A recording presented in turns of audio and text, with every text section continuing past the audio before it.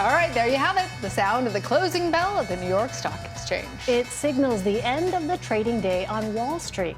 It was a flat day across the board. The S&P closed down under 0.25%. The tech-heavy Nasdaq ended the day in the red, down over 0.5%. Let's bring in Steve Odland now for more. He's the president and CEO of the Conference Board. Steve, hey there. Tell us what's driving the markets. Good to be here. What's driving? I mean, this has been a big day at the Conference Board. We just released the latest consumer confidence results, and we're declining again. The consumers are really negative here on the state of the economy.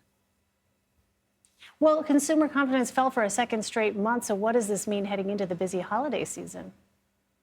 Yeah, it's an interesting question because we are going into a recession. That's the flashing light here. Consumers are telling us they're worried about where we're going in the next 6 months. They're seeing inflation very high, especially with food and gas. They're seeing still double-digit inflation with food and gas prices. And we're seeing a high correlation between the consumer confidence results and the cost of gas. And so people are really, concerned about the holidays. And so their intentions to spend in the holidays is lower than it has been in past years because their consumable income is going to other things. However, we have seen pretty good Black Friday, pretty good Cyber Monday, pretty good results in the holiday. We're seeing about 2.5% holiday growth here so far this season.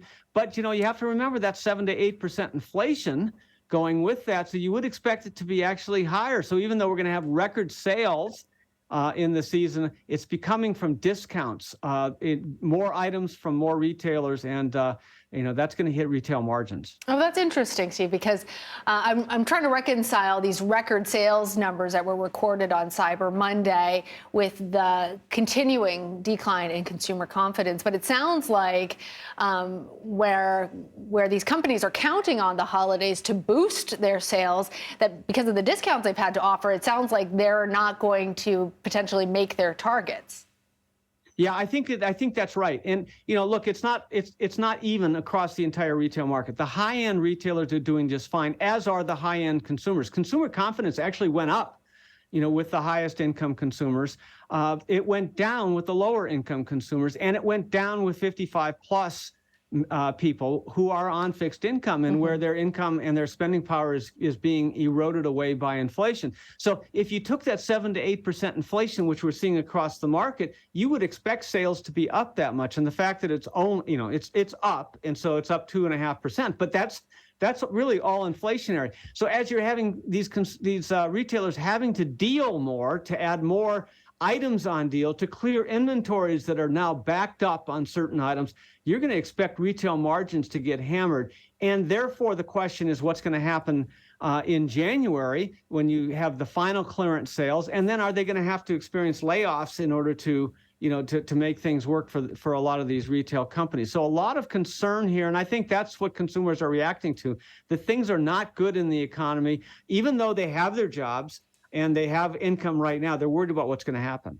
So what's the big sort of takeaway here when it comes to how people are feeling? What does all of this tell us about how Americans are feeling right now about the U.S. economy?